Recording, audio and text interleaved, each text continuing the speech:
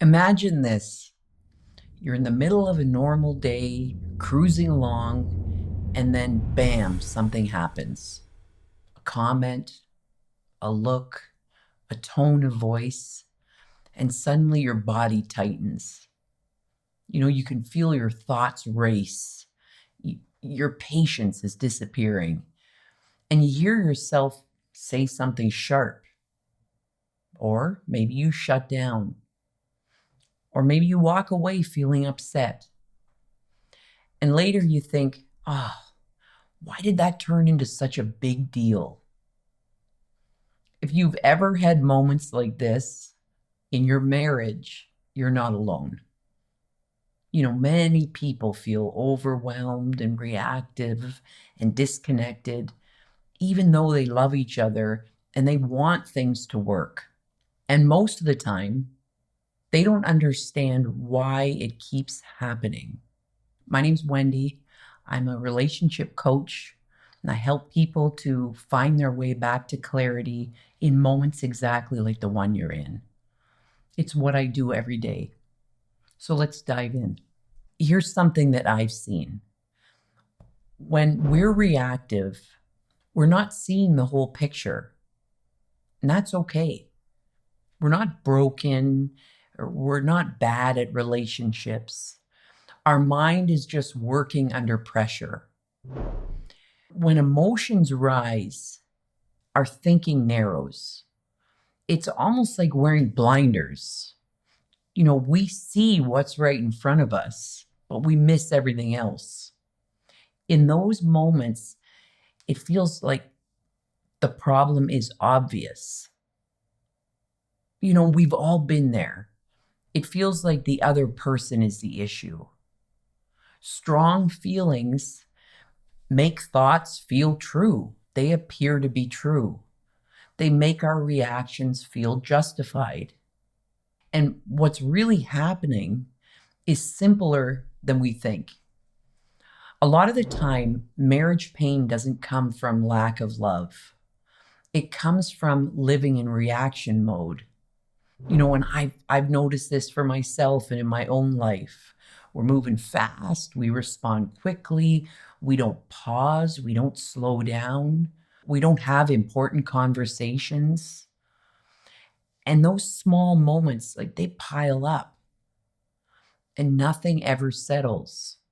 And because we're busy reacting, we often don't see what's actually needed. And this is where many people quietly get stuck in their relationships. They say they want the marriage to feel better, but what they really want is for the other person to change. We want them to talk differently, or to behave differently, or to be more careful. So, what do? We correct them. We explain, we defend, we withdraw. We've all been there.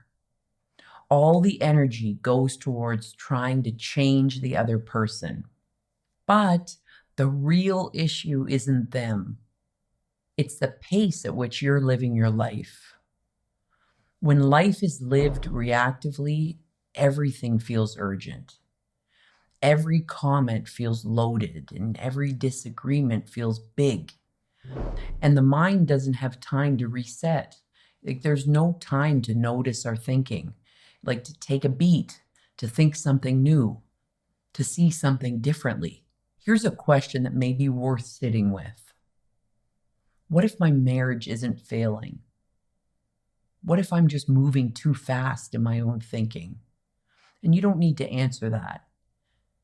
But just notice what happens when you hear it. Notice what shifts, even slightly. And I want to talk about kindness. Most of us think kindness means smoothing things over, or letting things slide, or agreeing just to keep the peace, or even ignoring what doesn't feel right. But that kind of kindness often keeps the problem in place. I've noticed that real kindness, it doesn't rush or react or pretend everything's fine. Real kindness slows things down and creates space. And that space is where clarity will show up before words are said and before things explode.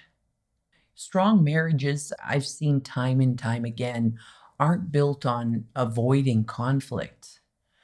They're built on, things like intentional, kind, compassionate communication, understanding one another, on slowing down enough to plan and reflect and speak honestly.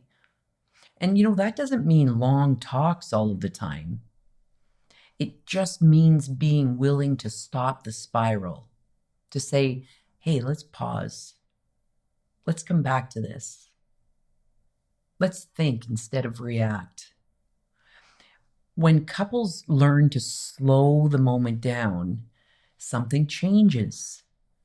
Our reactions soften, our understanding grows, our connection returns.